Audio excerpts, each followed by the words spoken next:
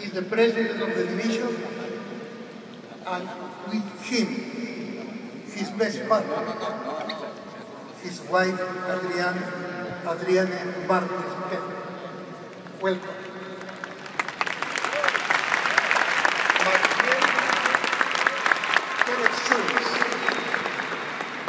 Along with his wife, Susan Ingrid Araya.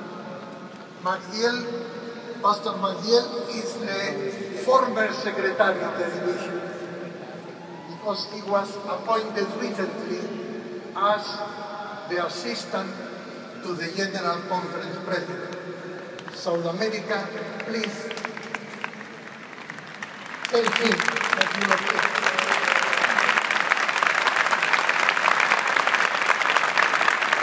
And the treasurer, Marlon Sousa Lopez, along with his wife, Lenny Frey Lopez. Please welcome them.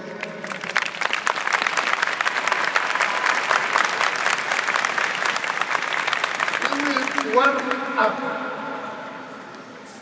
with a video that we will watch now.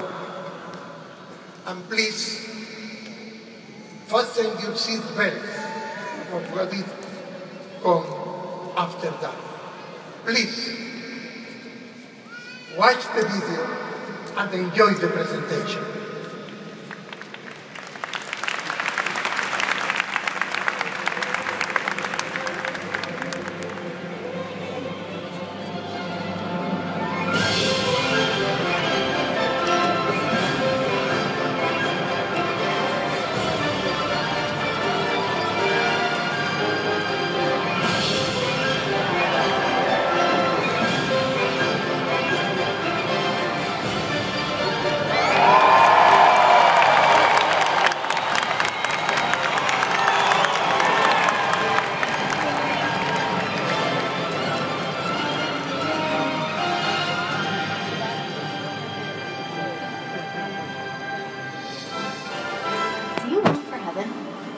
What if I told you that some people are basically already living in heaven, right here, right now?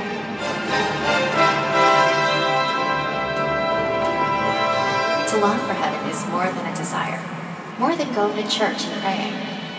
To long for heaven is to behave here as if you were already there, and to share something that is more precious than money, hope. Welcome to South America. Come and meet people who are spreading seeds of hope and going to the extreme to save.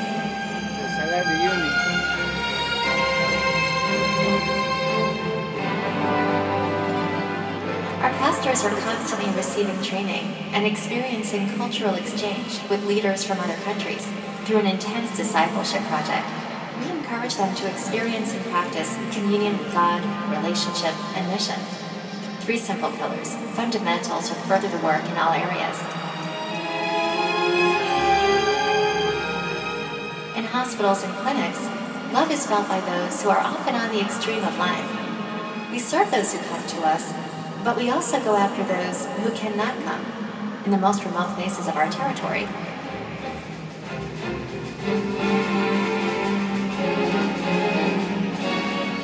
More schools, more students, more quality, and recognition from the government, the community, and from those who matter the most, our students. Our own textbooks developed for our schools, and a strong network that also teaches about God. Blood donation, campaigns in the cities, everything to declare that Jesus is coming back soon. In the last 5 years, over 1 million people accepted this call to join our army. Spiritual enrichment seminars strengthen our faith, encourage communion, and as a result of striving to gain victories over trials, faithfulness is developed.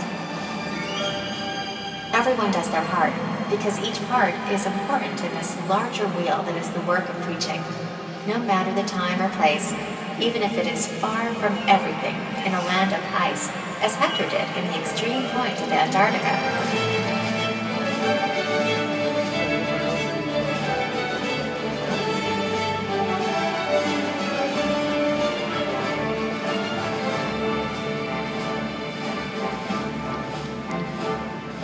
sergeant of the Argentine Army.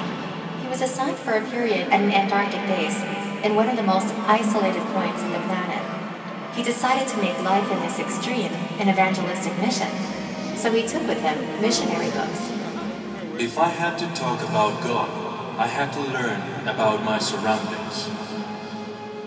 My colleagues were all from the military, from the group we went to, but I also made friends with scientists that were there. And since we had to get along to do all the tasks, that's how I became friends with each one of them. Far from home and among scientists, this missionary planted the gospel flag where the message rarely goes.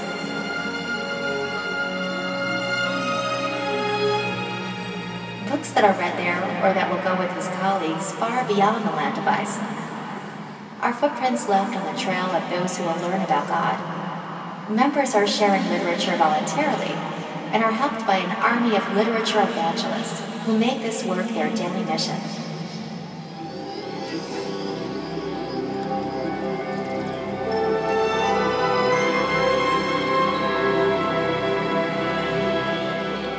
Sao Paulo, one of the largest metropolitan areas in the world. Among so many people, there is one story that is special, Roberto's.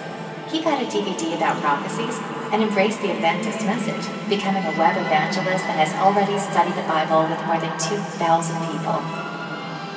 In this city of extremes with more than 20 million people that don't have time for anything, God is present. By a click, the person can change their lives.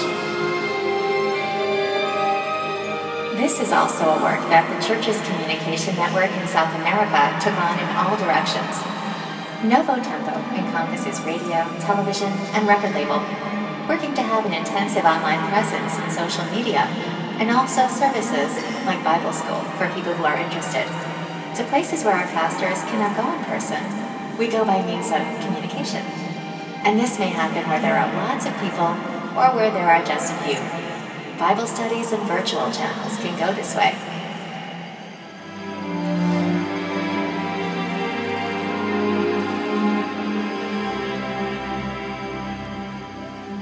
Here, Novo Tempo Radio carries the message to one of the most isolated islands in the world, 2,300 miles from the coast of Chile.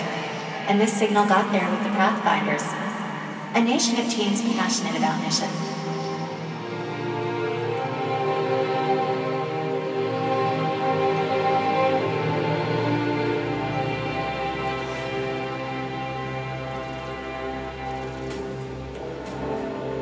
They are everywhere in our territory. They are having fun, sure, but they are learning and walking in a path that is different from the world. Far from drugs and violence, we guide our pathfinders to nature, cultivating their love for others and their desire to serve God. Young people participating in big camporees, but who are also far from their homes on a mission, from island to island. From Easter Island, let's go now to the Galapagos Islands, where only one of the populated islands didn't have Adventist presence. It didn't, because now the youth took over this territory. Caleb Mission for 1 month vacation time, 1 year in mission, far from home, serving from an early age.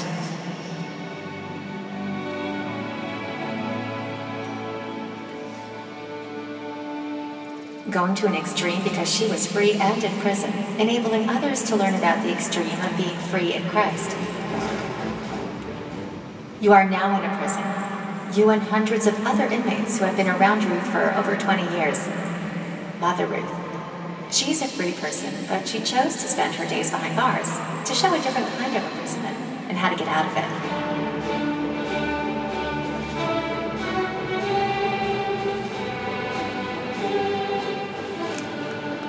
She spends her life teaching inmates in the south of Brazil, taking care of their families, and giving them peace and freedom, even if they still have to remain locked in for many years. She is one of the thousands of women involved in the mission to save. I didn't know anything about God before coming here. I consider myself a free person even though I'm in prison. Because I know that prison imprisons my body, but my spiritual side is free in Jesus Christ. I always rejected ignorance, but God insisted with me, because God was also concerned about my salvation. She's not scared of anyone here. She does this because she loves us. So, what we feel in our hearts is joy for having a mother like this. When I look to these boys, and I imagine what Jesus suffered for me on the cross, I'm a sinner as much as them. And when God's love compels me, I need to do what He asked me to do. I have always asked God that my arms might be God's arms when I hug the boys, and that I might kiss with Jesus' kiss, so that they might feel Jesus very close to them, so they can feel the desire to reach, to go to heaven.